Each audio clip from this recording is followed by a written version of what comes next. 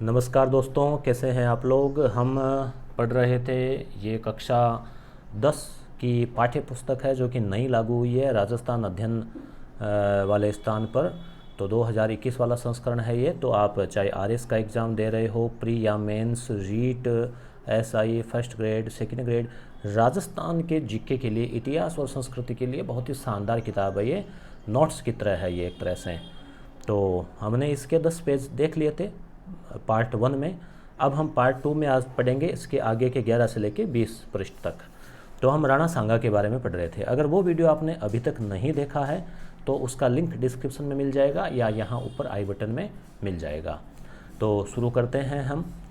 मेदिनी राय राणा सांगा की शरण में चला गया। देखो मैंने हाईलाइट कर रखा है इसको, और ये पीडीएफ टेलीग्राम चैनल पे भेज रखी है। आप वहाँ से पूरी डिटेल इसको पढ़ लें, और यहाँ से हम ट्रिक है, कोई एक्सप्लेन है, उसके माध्यम से हम पढ़ेंगे। ज़्यादा एक्सप्लेन नहीं करेंगे क्योंकि किताब में काफ़ी कुछ मैटर है, और ज़्यादा एक्सप्लेन से फिर जो वीडियो है वो काफ़ी बड़ा हो जाएगा। तो राणा सांगा के बारे में हम पढ़ रहे थे। राणा सांगा का सिद्धिसी आपको याद होगा कि एक तो बाबर से युद्ध हुआ था, उससे पहले इब्राहिम लोदी से युद्ध हुआ था। तो राणा सांगा के शरीर पर 80 घाव थे, वो राणा सांगा मेवाड़ के।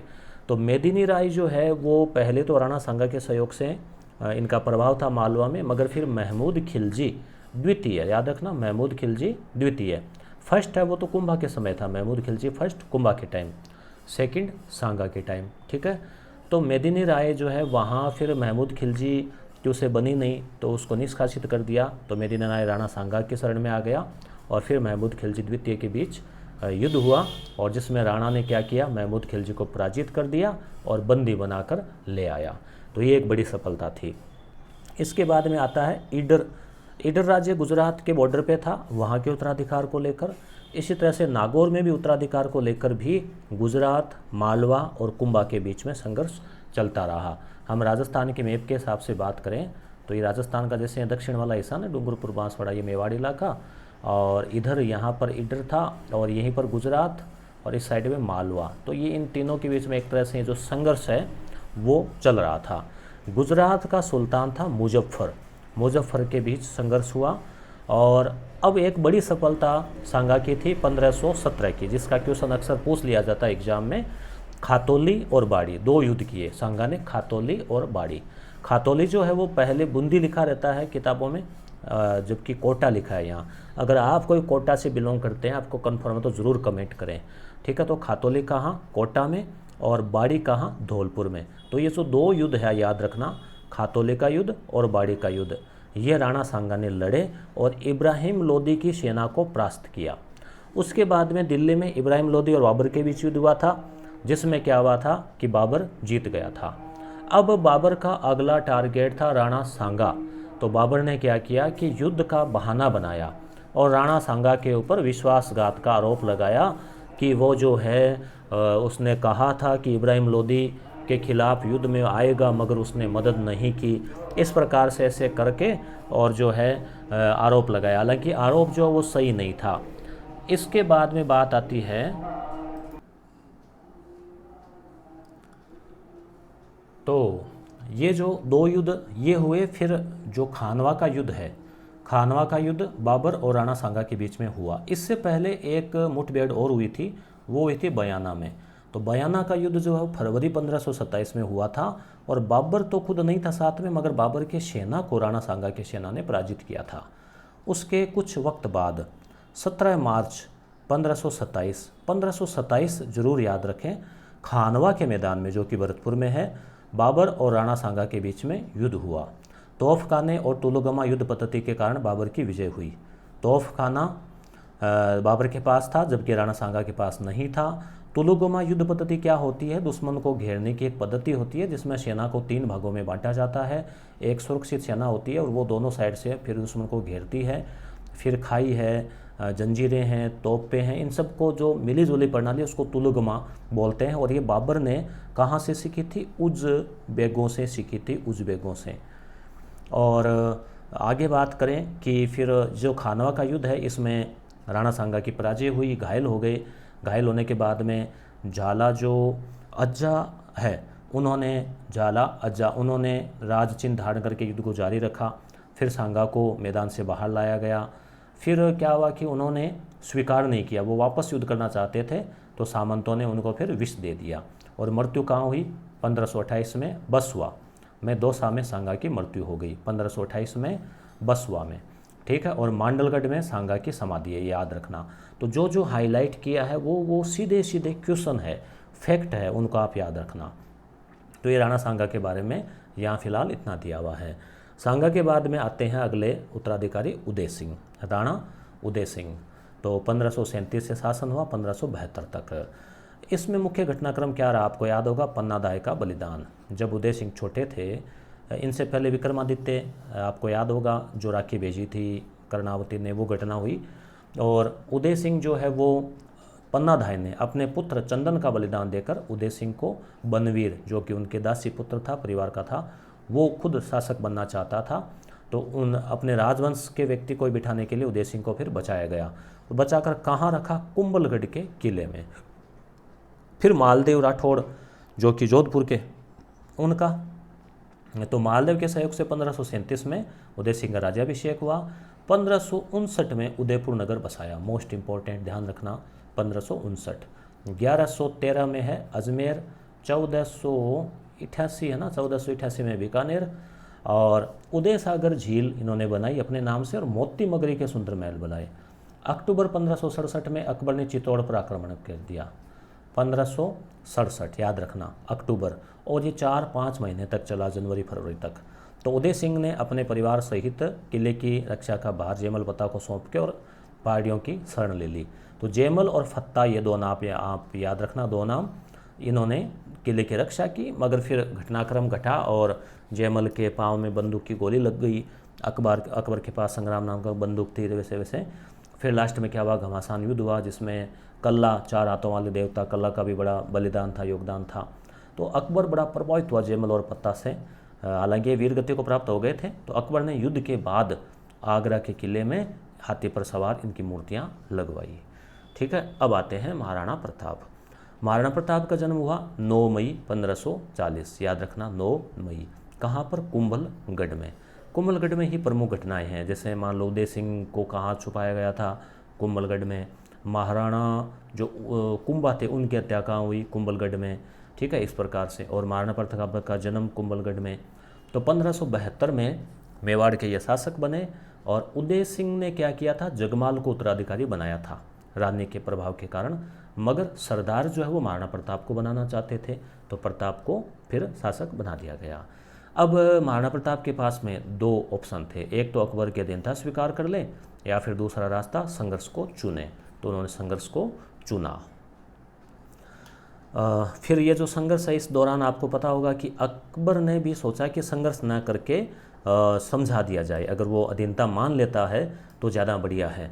तो 4 लोगों को भेजा बारी बारी, मगर क्या हुआ कि महाराणा प्रताप ने अधीनता स्वीकार करने से मना कर दिया। 1572, फिर 73।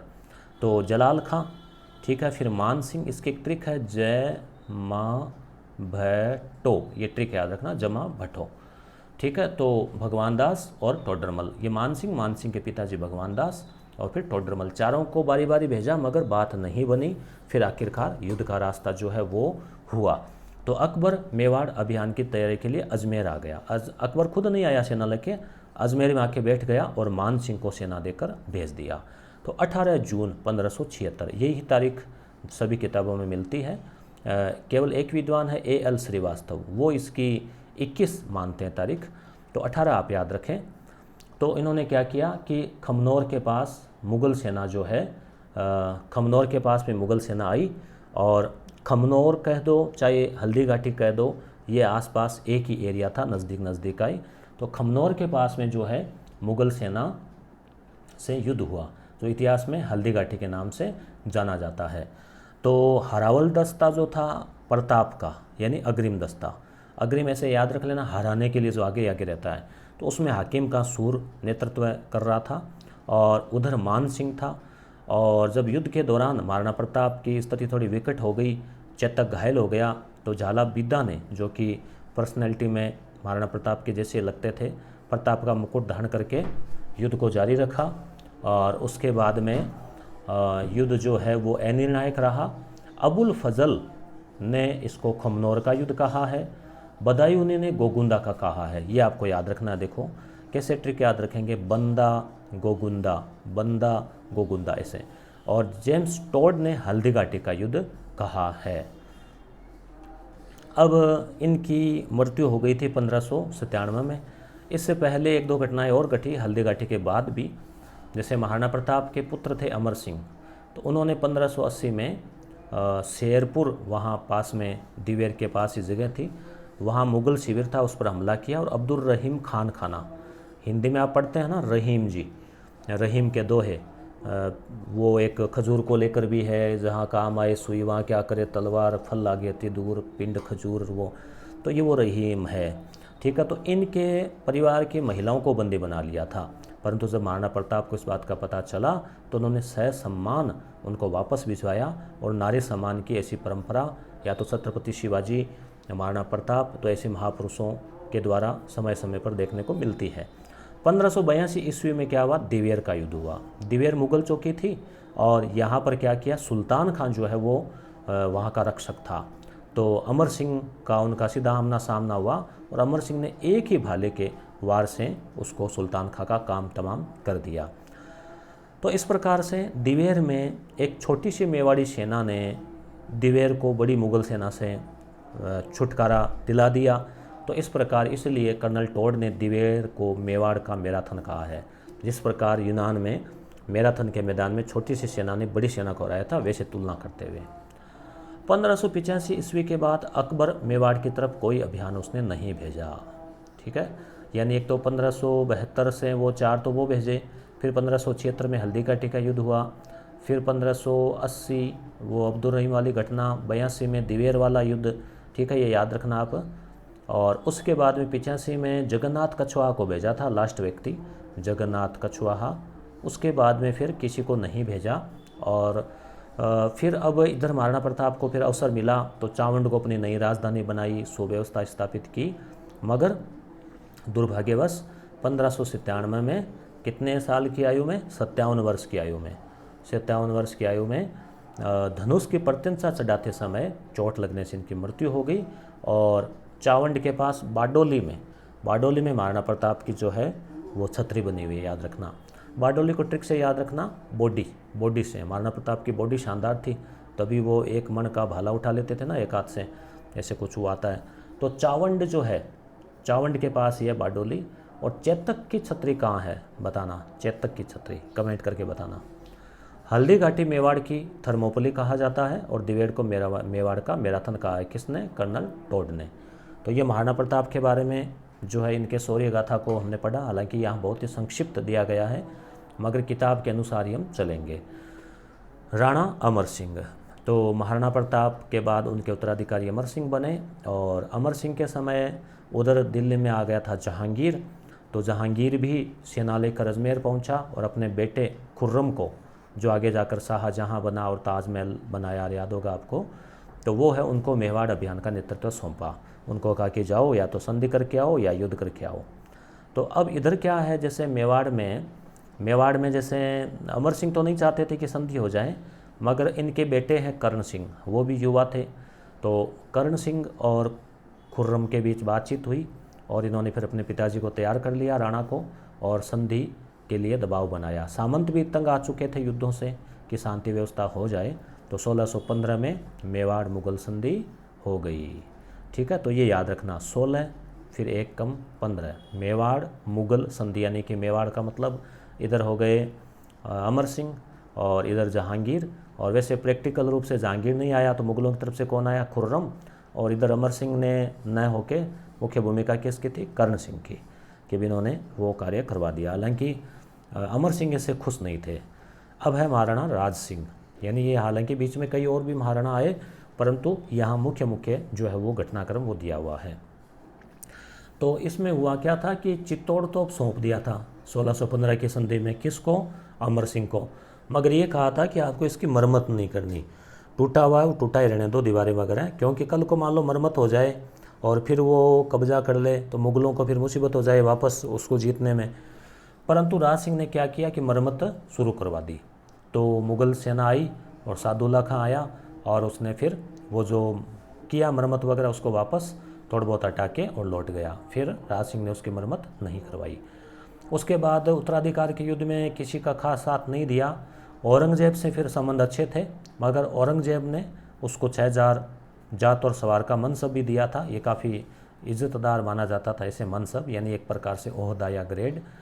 परंतु मामला कब बिगड़ा, जब किशनगढ़ की राजकुमारी थी चारुमती, औरंगजेब उससे विवाह करना चाहता था मगर चारुमती नहीं चाहती थी। तो चारुमती ने राज सिंह से निवेदन किया और राज सिंह ने साहस दिखाते हुए और औरंगजेब की दुश्मनी मोल लेते हुए चारुमती से विवाह कर लिया। अब क्या हुआ, औरंगजेब नाराज हो गया और फिर आगे स्थितियाँ बिगड़ गई। 1679 में औरंगजेब ने पुनः जजिया लगा दिया, जबकि जजिया हटाया किसने था, अकबर ने। कब, 1564 में। 63 में तीर्थ यात्रा और 64 में जजिया। तो 1579 में वापस लगा दिया। और वैसे अंतिम रूप से फर्रुखसियार ने 1713 या 13 में, लगभग हाँ 13 में, 1713 में फर्रुखसियार ने हटा दिया था जजिया। उसके बाद में फिर जजिया ख़त्म हो गया पूरी तरह से। जजिया क्या था, जजिया गैर मुस्लिमों पर लगाए जाने वाला एक प्रकार से धार्मिक कर था। अब राज सिंह ने निर्माण कार्य की बात करें तो गोमती नदी है, उसके पानी को रोककर राजसमंद झील बनाई और वहीं पर 9 चौकी नामक जगह हैं, वहाँ राज प्रशस्ति मतलब शिलाओं के ऊपर जो है ना 9 ऐसे बड़ी बड़ी शिलाएं हैं, 9 क्या 25 काले संगमरमर की बड़ी बड़ी शिलाएं हैं और उनके ऊपर जो है इस स्थान को बोलते हैं 9 चौकी। तो उनके ऊपर लेख लिखवाए, इतिहास लिखवाए मेवाड़ का, जिसे कहते हैं राज प्रशस्ति। लिखा किसने, रणछोड़ भट्ट ने, ठीक है। और इसमें 25 काले संगमरमर पर है ये, तो इसलिए संसार का सबसे बड़ा शिला का मतलब चट्टान, शिला पर लिखा गया लेख माना जाता है। तो ये हुआ क्लियर मेवाड़ का। अब बात करते हैं मारवाड़ के राठौड़ वंश की। मारवाड़ का मतलब जोधपुर, ठीक है। और राठौड़ों का राज फिर जोधपुर से बीकानेर भी हो गया, नागौर तक था। तो उत्तर और पश्चिमी भागों में राठौड़ों का राज्य स्थापित हुआ। अब ये राठौड़ कौन थे, ठीक है। तो कुछ तो मानते हैं कि हिरण्यकश्यप जो आता है ना, प्रहलाद और वो, तो उनके संतान थे। कुछ कहते हैं कि दयालदास जो है, दयालदास ने इनको सूर्यवंशी माना है। सूर्यवंशी का मतलब भगवान राम के वंशज। और नैणसी ख्यात मोहनोत नैणसी जो खुद जसवंत सिंह के दरबार में थे, उन्होंने राठौड़ों को कन्नौज से आने वाली बताया है। तो वैसे देखो जो दरबारी विद्वान है वो बता रहे हैं तो वो ज़्यादा प्रामाणिक है, कन्नौज। कर्नल टोड ने इनको सूर्यवंशी माना है। तो इस प्रकार से कुछ क्लियर नहीं कह सकते कि कहाँ से आए। तो दक्षिणी भारत से जो राष्ट्रकूट थे दक्षिणी भारत में, याद है ना आपको, त्रिपक्षीय संघर्ष हुआ था गुर्जर, परतियार, पाल और राष्ट्रकूटों के बीच में। तो ये जो राष्ट्रकूट है, राष्ट्रकूट से रट उड, रट कुड, कुड्र उड, इस तरह से रठुड फिर राठौड़ ऐसे नाम पड़ा बता रहे हैं। तो मूल बात जो है इसमें 2 बातें याद रखना, एक तो कन्नौज से और एक राठौड़ राष्ट्रकूटों से इनका संबंध था। अब इनका मूल पुरुष, आदि पुरुष, पहला राजा संस्थापक वो था सिंहा, राव सिंहा। ये राव की उपाधि जो है वो लगाते थे, तो राव सिंहा याद रखना राठौड़ों का संस्थापक। और ये कन्नौज के जो गहड़वाल जयचंद, याद है ना, पृथ्वीराज से युद्ध हुआ था और संयोगिता इसकी पुत्र से पृथ्वीराज ने विवाह किया था। तो जयचंद का वंशज था ये आगे की पीढ़ी में। तो यहाँ बात क्लियर हो गई, पहला पुरुष कौन, आदि पुरुष संस्थापक राव सिंहा। अब दूसरा जो बड़ा राजा इसमें आता है वो है राव चुंडा, ठीक। एक ध्यान रखना, मेवाड़ में भी आया था चुंडा, मेवाड़ का भीष्म पितामह, वो तो लाखा का पुत्र था। वो चुंडा मेवाड़ का है, ये है राव चुंडा, ठीक है, ये मारवाड़ का है। तो राव चुंडा शक्तिशाली था, कूटनीतिज्ञ था, मंडोर पर अधिकार करके मंडोर को राजधानी बना लिया। तो ऐसे ट्रिक याद रख देखो, चुंडा, मंडा, ऐसे ट्रिक से आप ध्यान रख देखो, आधा हनाय डे, बहुत बड़ा इजीली याद रह जाएगा कि मंडोर को राजधानी किसने बनाया, तो चुंडा ने। तो राठौड़ों की राजधानी अब क्या हो गई, मंडोर। और इसकी पत्नी जो है जिसका नाम था चांद कंवर, तो उसने क्या किया, चांद बावड़ी का निर्माण करवाया, ठीक है, बावड़ी बनवाई। जैसे वो एक तालाब सा होता है बड़ा, बावड़ी पश्चिमी राजस्थान में एक तरह से जल संरक्षण का परंपरागत स्रोत है ये। फिर आता है रणमल। रणमल जो है, रणमल आपको याद होगा, हमने मेवाड़ वाले में पढ़ा था, लाखा के पास रिश्ता लेके गया था अपनी बहन हंसाबाई। चुंडा के लिए था रिश्ता पर लाखा से हो गया फिर। और हंसाबाई इनकी बहन थी, उनसे उत्पन्न पुत्र कौन था, कमेंट करें देखें, याद है क्या आपको, कौन था? मोकल। ठीक है, तो मोकल को महाराणा बनाया। तो इनका क्या है, हस्तक्षेप मेवाड़ में ज़्यादा बढ़ गया। तो मेवाड़ वाले तंग आ गए इनसे, इनके ज़्यादा हस्तक्षेप से, इंटरफेयर से। तो फिर रणमल की हत्या करवा दी। कैसे? इनकी प्रेमिका थी भारमली, उसके सहयोग से कोई जहर जार कोई कैसी दिला के और हत्या हो गई। कहाँ पे? मेवाड़ में हुई, उदयपुर में। अब आता है राव जोधा। बड़े ही शक्तिशाली शासक थे। जोधपुर, अपने नाम से ना जोधा, जोधपुर बसाया 1459। एक, फिर 4-5-9 जोधपुर बसाया। और दुर्ग बनाया मेहरानगढ़। कौन सी पहाड़ी पर? चिड़िया टूंक पहाड़ी पर। इसको मयूर ध्वज भी कहते हैं।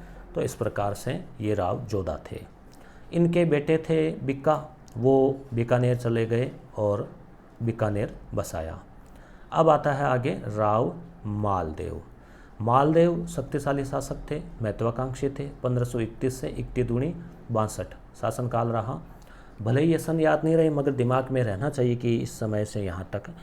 तो खानवा के युद्ध में राणा सांगा की ओर से इन्होंने भाग लिया। ठीक है, तब तो ये 21 साल के नौजवान थे और इनके पिता गंगा जी ने इनको भेजा था 4000 सैनिक देकर। और इनका विवाह हुआ जैसलमेर के लूणकरण की पुत्री उमादेव से। उमादेव विवाह के दिन ही नाराज हो गई, तो इसको रूठी रानी कहा जाता है। फिर कभी नहीं मनाई गई और कहाँ रही? आजीवन अजमेर के तारागढ़ में। और फिर इनका युद्ध जो है अपने परिवार के लोगों से ही हुआ, यानी जो रिश्तेदार थे इनके बिक्का के, जो वंशज, यानी कि वो तो इनकी पीढ़ी तो एक ही हो गई ना वैसे। तो मेड़ता के वीरमदेव और बीकानेर के राव जेतसी पर इन्होंने आक्रमण किया और दोनों को पराजित कर दिया। और राव जेतसी जो है वो आगे मारे गए थे। 1544 मालदेव को शेरशाह सूरी के आक्रमण का सामना करना पड़ा। कौन सा युद्ध हुआ पता आपको याद है? जेतारण या सुमेलगिरी, या गिरी सुमेल भी बोलते हैं इसको, गिरी सुमेल का युद्ध। तो ये जो है ये शेरशाह है और मालदेव के बीच में हुआ। मगर शेरशाह ने ऐसी कोई चाल चली जाली पत्र वाली, तो मालदेव और उनके जो सेनापति थे जेताकुंपा, उनके बीच में अविश्वास पैदा हो गया और मालदेव मैदान में जेताकुंपा को छोड़ के चले गए। इनको ये लगा कि ये शेरशाह से मिले हुए हैं। जेता और कुंपा ने अपनी अद्भुत वीरता का परिचय देते हुए वीरगति को प्राप्त हुए। तो शेरशाह की हालत ख़राब हो गई इस युद्ध में, उसको लगा कि जीतना मुश्किल है। तो 1544 में शेरशाह ने युद्ध जीतने के बाद कहा कि अभी तो मतलब जान निकल जाती, यानी एक मुट्ठी बाजरे के लिए अभी तो हिंदुस्तान के बादशाह खो देता। एक मुट्ठी बाजरे का मतलब कि जोधपुर से तो उसको बाजरा ही मिलना था राजस्व के रूप में, और एक मुट्ठी मतलब हिंदुस्तान के मुकाबले तो एक मुट्ठी था। तो ये बात हुई। अब है रावचंद्र सेन। अब मालदेव के क्या है, 3 पुत्र थे बड़े, जैसे एक तो राम हो गया, ठीक है, दूसरा हो गया उदय सिंह, जिनको आगे जाके मोटा राजा उदय सिंह कहते हैं। उदय सिंह मेवाड़ में थे, वो अलग है, ये अलग है। और एक हो गया चंद्रसेन। तो मालदेव ने क्या किया कि अपने सबसे छोटे पुत्र चंद्रसेन को उत्तराधिकारी बनाया। उदय सिंह और राम को तो निर्वासित कर दिया और उदय सिंह से खुश नहीं था। तो तीसरा, अब ये सीधी सी बात है कि उदय सिंह और राम कहाँ गए? ये गए अकबर के पास। अकबर ने हुसैन कुली खां को भेजा, क्योंकि अकबर तो ये चाह रहा था कि वहाँ किसी प्रकार से मनमुटाव हो तो हम भी वहाँ कोई अपना करें सेटलमेंट। तो अब 1570 में अकबर ने क्या किया, नागौर दरबार लगाया। तो नागौर दरबार में क्या हुआ कि चंद्रसेन भी जाना चाहा, मगर वहाँ अपने भाइयों का देखकर और ऐसा लगा कि यहाँ षड्यंत्र हो सकता है, वो चला गया। फिर अकबर की सेना चंद्रसेन को पकड़ना चाहती रही, मगर चंद्रसेन को पकड़ नहीं पाई। जैसे 1564 में जोधपुर छोड़ दिया, फिर ये बदराजून चला गया, फिर शिवाना बाड़मेर चला गया, फिर डूंगरपुर, बांसवाड़ा, पाली, सिरोही, ऐसे भटकते भटकते जगह जगह शरण ली, मगर मुग़ल सेना ने उसका पीछा नहीं छोड़ा, और परंतु हाथ नहीं आया मुग़ल सेना के। तो विश्वनाथ रेऊ ने चंद्रसेन को जो है एक तरह से मारवाड़ का महाराणा प्रताप कहा है। तो ध्यान रखना, मारवाड़ का प्रताप या प्रताप का अग्रगामी, क्योंकि प्रताप से पहले ही इन्होंने संघर्ष शुरू कर दिया, तो ये इनको कहा जाता है। ठीक है। अब मोटा राजा उदय सिंह, तो मोटा राजा इनकी उपाधि थी। वैसे मोटा का मतलब ये नहीं कि भी बहुत बड़े मोटे थे, ऐसा नहीं है। तो ये उनके छोटे भाई थे, चंद्रसेन के बड़े भाई थे। ठीक है। और जब चंद्रसेन की मृत्यु का पता चला तो पहले तो ये खालसा था, फिर अकबर ने 1583 में उदय सिंह को जोधपुर का शासक नियुक्त कर दिया। अब उदय सिंह जो है मोटा राजा, उसने अपनी पुत्री जोधाबाई, जोधपुर की होने की वजह से जोधाबाई, वैसे नाम है जगत गुसाई, उसका विवाह अकबर के बेटे जहांगीर या सलीम, इसका नाम था वैसे, सलीम से कर दिया। अब इसी जहांगीर और इस जोधा से जो पुत्र उत्पन्न हुआ वो था खुर्रम, और इसी खुर्रम का भी हमने पढ़ा था 1615 में मेवाड़ से संधि की थी, और यही खुर्रम आगे जाके क्या बना, शाहजहां। तो वो शाहजहां की माता कौन थी, ये जोधपुर वाली जोधाबाई थी। ठीक है। अब है महाराजा जसवंत सिंह। जसवंत सिंह जो है वो शाहजहां के द्वारा उन्हें आगरा पहुंचने का निमंत्रण मिला। शाहजहां ने कहा कि भाई ठीक है, आप आगरा आ जाओ, और इनको 4000 जात और सवार जो है वो दिया। और ये जब छोटे थे तो आसोपा के ठाकुर राज सिंह कुंपावत ने थोड़ा राजपाट संभाला। बड़े होने के बाद में इनको कांधार अभियान में भेजा गया शाहजहां के द्वारा। अब जैसे शाहजहां, देखो ये शाहजहां है और ये जसवंत सिंह, तो इनके कुछ बाद के हैं, एक पीढ़ी बीच में शासक और आ गए। ठीक है। तो अब जो है बीच में गद सिंह आ गए, तो वैसे रिश्तेदारी हो गए ना ये तो अब है उदयपुरी। अब क्या हुआ था कि धर्मत का युद्ध हुआ, यानी कि शाहजहां के जो बेटे थे ना, औरंगजेब, फिर दारा, बड़ा दारा, फिर सुजा, फिर औरंगजेब और एक मुराद, इनमें चारों में जो लड़ाई हुई उसे कहते हैं उत्तराधिकार का युद्ध। सत्ता को लेकर शाहजहां के 4 बेटे थे। शाहजहां की तो इच्छा थी कि दारा बने, दारा विद्वान आदमी भी था, मगर औरंगजेब बड़ा तेज़ था, चालबाज था, कूटनीतिज्ञ था, तो इसने इन तीनों के साथ युद्ध करके और धर्मत के युद्ध में दारा को हरा दिया। तो धर्मत के युद्ध में दारा का साथ किसने दिया, जसवंत सिंह ने। क्यों?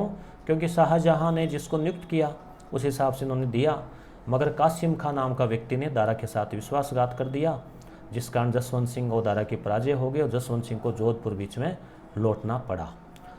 अब वो जोधपुर आए तो उनका जो किले के द्वार वो नहीं खोले। उदयपुरी रानी थी, मेवाड़ी रानी, उसने कहा कि किले के द्वार नहीं खोलेंगे, कि राजपूत या तो युद्ध में विजयी होकर लौटते हैं या फिर वहीं पर शहीद हो जाते हैं। परंतु फिर उन्होंने बताया कि हमारे साथ इस तरह से धोखा हो गया और हम हथियार वगैरह लेके दोबारा युद्ध करेंगे, दोबारा औरंगजेब से बदला लेंगे। तो फिर रानी माँ के समझाने से फिर जो है ये किले के द्वार खोले गए। तो ऐसा भी कई बार प्रश्न आ जाता है कि किले की घटना द्वार वाली किसके साथ हुई। अब कवि राजा श्यामल दास है, उनकी किताब का नाम याद है आपको, वीर विनोद। इसमें ये कहते हैं कि ये बात सही है। तो औरंगजेब और जसवंत सिंह के बीच में अब अविश्वास था शुरू में, तो खजुआ के मैदान में आपसी अविश्वास कारण शाही ड्रेक को लूटकर जोधपुर रवाना हो गया। बाद में जय सिंह की मध्यस्थता से जसवंत सिंह, जय सिंह जो थे ना जयपुर वाले, तो औरंगजेब का मनमुटाव कम हो गया। अब जब औरंगजेब शासक बन गया तो जसवंत सिंह ने औरंगजेब की सहायता का जो है वो संकल्प लिया कि चलो ठीक है अब इसके करेंगे। तो 1659 में उसे गुजरात का सूबेदार बना दिया गया, और जसवंत सिंह को मराठा के विरुद्ध भी भेजा गया था शाइस्ता खां की सहायता के लिए। आपको याद होगा शिवाजी ने शाइस्ता खां पे हमला किया और एक अंगूठा कट गया था शाइस्ता खां का। जसवंत सिंह भी शिवाजी के खिलाफ कोई खास सफलता प्राप्त नहीं कर पाए। फिर इनको काबुल भेज दिया गया, और काबुल में अफ़गानिस्तान में जमरूद में मृत्यु हो गई। अभी तो अफ़गानिस्तान में तालिबान का शासन हो गया है। तो मृत्यु हुई उस समय इनके 2 रानियाँ गर्भवती थी, एक दल थम्मन और एक अजीत सिंह उत्पन्न हुए थे। फिर उनकी रक्षा की थी दुर्गादास ने, याद होगा आपको आगे कहानी। तो यहाँ इतना ही दिया गया है। और इनके दरबार में सूरत मिश्र, नर हरिदास ये थे।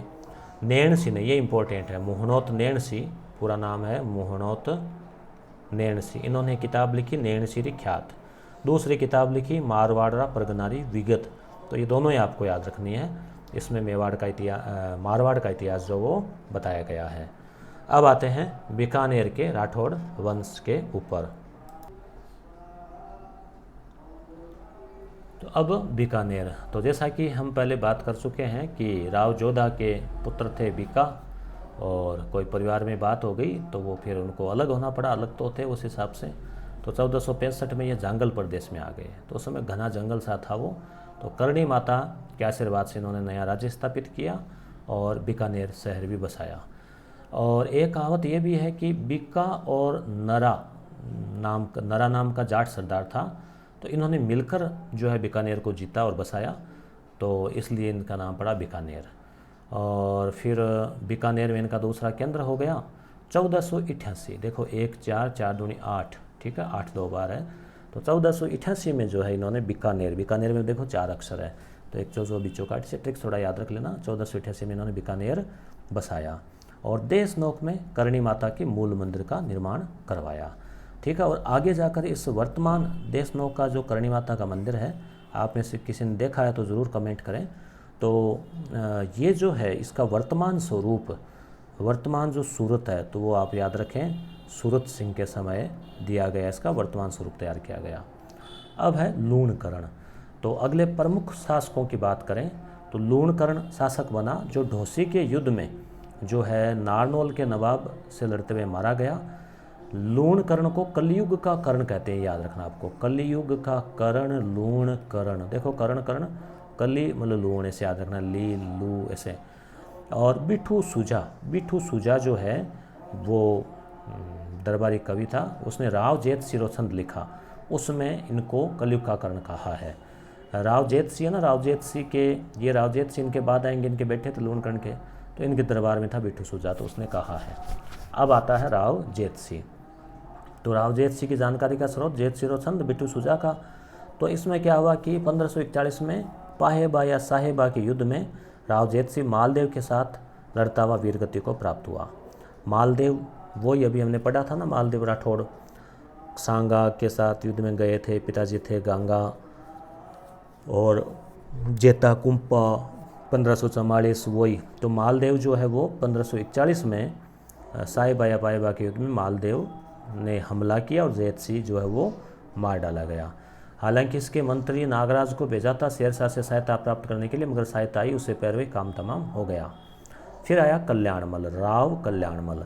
तो कल्याणमल ने खानवा के युद्ध में भी भाग लिया था और उस समय वही एक तरह से राजकुमार के रूप में। और 1544 में गिरी सुमेल के युद्ध में मालदेव के विरुद्ध इन्होंने शेरशाह की ओर से भाग लिया था। अब आप कहेंगे ऐसा क्यों? अब देखो ये है तो परिवार के भाई थे ना, ऐसे एक तरह से चाचा ताऊ के, मगर अनबन हो गई मालदेव के हमले के कारण, तो फिर इन्होंने अपने पिता की हत्या का बदला लेने के लिए शेरशाह की ओर से भाग लिया। 1570 में जो अकबर ने नागौर में दरबार लगाया, तो उसमें ये उपस्थित हुए और अकबर की अधीनता स्वीकार कर ली।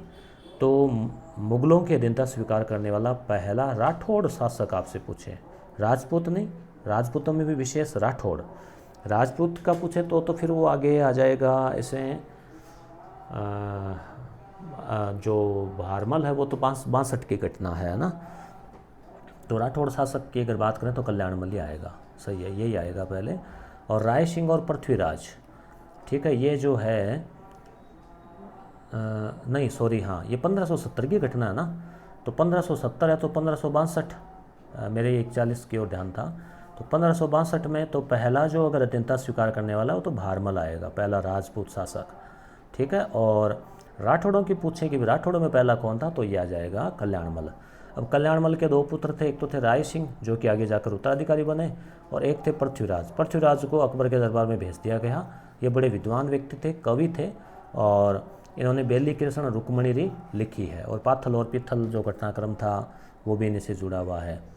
और राय सिंह को अकबर ने क्या किया, 1572 में जोधपुर का प्रशासक नियुक्त किया। क्यों? क्योंकि जोधपुर में वो जो चंद्रसेन है वो वहाँ से जा चुका था। अब राय सिंह की बात करें तो नागौर दरबार में पिता पुत्र दोनों उपस्थित हुए थे, और जो जूनागढ़ का दुर्ग है वो कल्याणमल ने शुरू किया था और राय सिंह ने उसको पूरा करवाया। तो मुख्यतः राय सिंह का इनाम आता है जूनागढ़ के लिए। फिर इन्होंने गुजरात और कांधार अभियान भी किए, जोधपुर का प्रशासक नियुक्त किया, महाराज उदयराज की उपाधि धारण की, ठीक है। जयमल फत्ता है जो उनके पास आने की मूर्तियाँ जूनागढ़ के आगे बनवाई हाथी पर सवार। मुंशी देवी प्रसाद ने राजपुताने का कारण कहा, याद रखना। देखो राजपुताने, रा नाम आ रहा ना, राजपुताने में राज, तो रा से राय सिंह और रा से राजपुताने का कारण। अब कलयुग का कर्ण तो ली आ रहा है, तो लिल्लू लूण कर्ण, ऐसे ट्रिक से आप याद रखना। कलयुग का कर्ण लूण कर्ण, राजपुताने का कर्ण राय सिंह। अब है कर्ण सिंह। कर्ण सिंह जो है वो शाहजहाँ के दक्षिण अभियान में प्रमुख भूमिका निभाई। एक घटना हुई थी इनके समय, जाखड़िया गांव है, उसमें सीमा विवाद को लेकर, वो मत्तरे की बेल को लेकर विवाद हुआ और मत्तरे की राड़ हो गई। तो मत्तरे की राड़ में से ट्रिक याद रखना, मत्तरे का बीमा करवा दिया। आजकल तो हर चीज़ का बीमा होता है। तो बीकानेर और मारवाड़ के बीच, तो बीकानेर में तो हो गए कर्ण सिंह उस समय राजा थे, और मारवाड़ में क्या है, नागौर भी आता है मारवाड़ में, तो नागौर के थे अमर सिंह। ठीक है, तो इनके बीच में युद्ध हुआ, जिसमें फिर जो है ये जीत किसकी हुई थी उसका अभी याद नहीं आ रहा मुझे। तो उत्तराधिकार के युद्ध में तटस्थ रहे, और चिंतामणि भट्ट ने के सुक्त सप्तपति में कर्ण सिंह को जांगलधर बादशाह कहा गया। तो ये तो आप ज़रूर याद रखना, जांगलधर बादशाह है, जांगलधर मतलब इसका बीकानेर का बादशाह कर्ण सिंह। ठीक है, तो 3 चीज़ें उपाधियाँ आ गई, कलयुग का कर्ण, राजपुताने का कर्ण और जांगलधर बादशाह है। ठीक है, और इनके दरबारी विद्वान गंगानंद मैथिली ने कर्ण भूषण और काव्य डाके ने लिखी, और चिंतामणि भट्ट ने सुख सप्तशती लिखी, और कर्ण सिंह ने स्वयं ने साहित्य कल्पद्रुम लिखा। तो स्वयं वाला आप ज़रूर याद रखना। तो ये वह आपने इस किताब में दिया हुआ है बीकानेर का, बीकानेर के राठौड़। अब आते हैं चौहानों की ओर, शाकंभरी का चौहान वंश।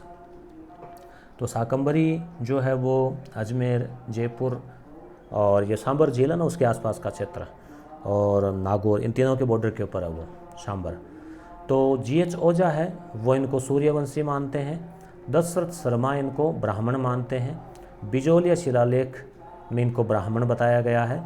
ठीक है, और वासुदेव चौहान इसका संस्थापक था 551 ईस्वी, है ना, 551 एकदम ऐसे जैसे मतलब कोई प्रसाद चढ़ाया हो।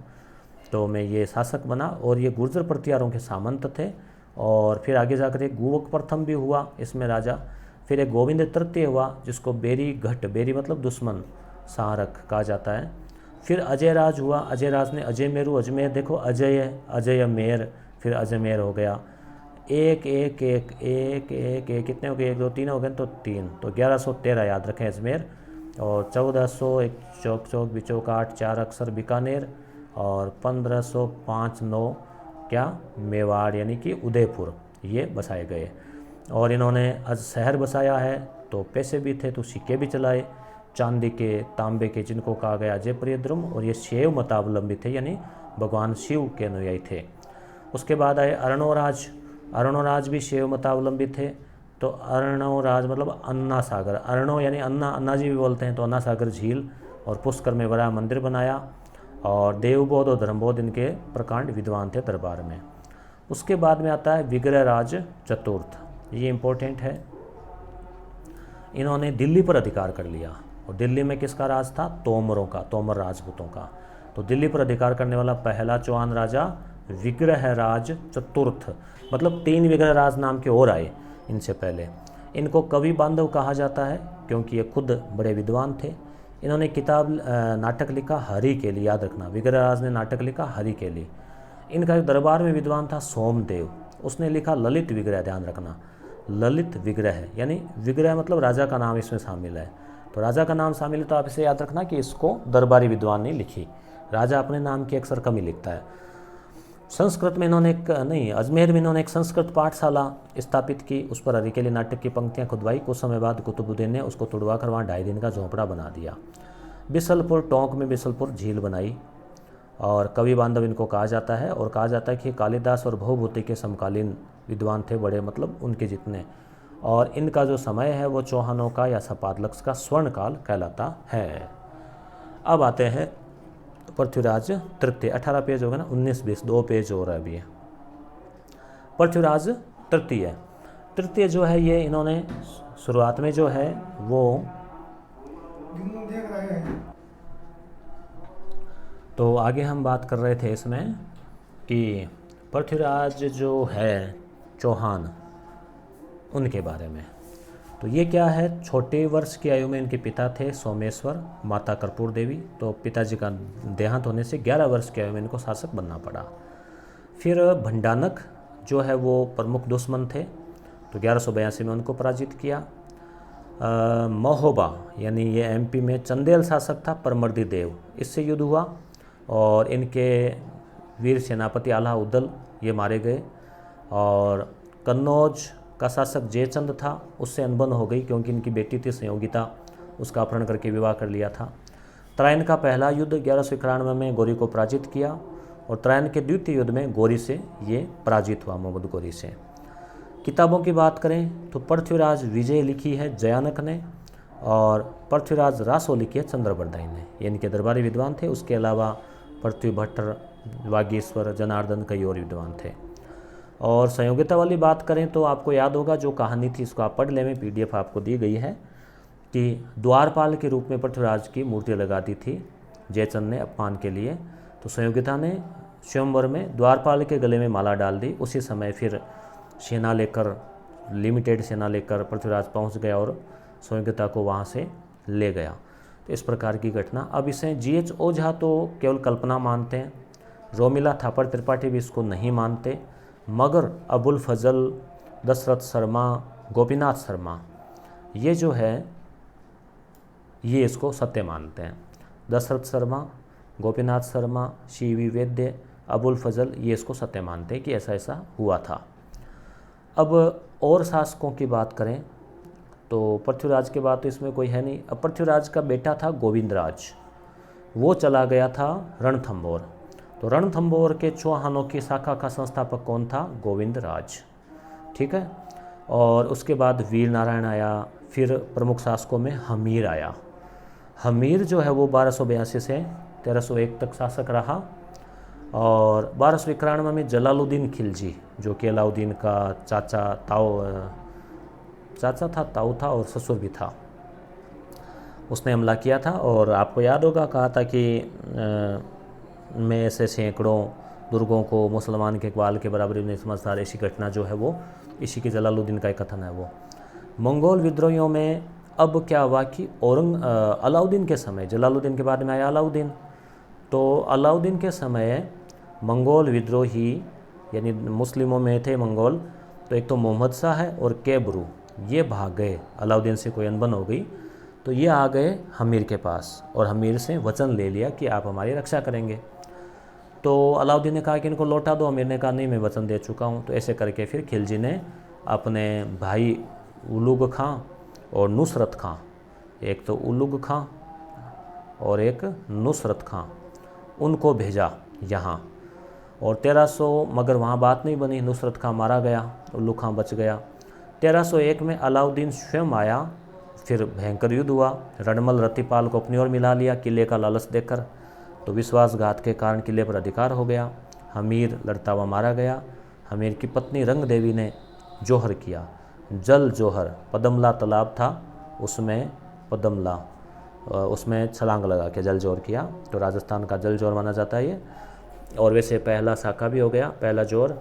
और नयनचंद्र सूरी के हमीर महाकाव्य, ये स्रोत है, इनको नाम याद रखना।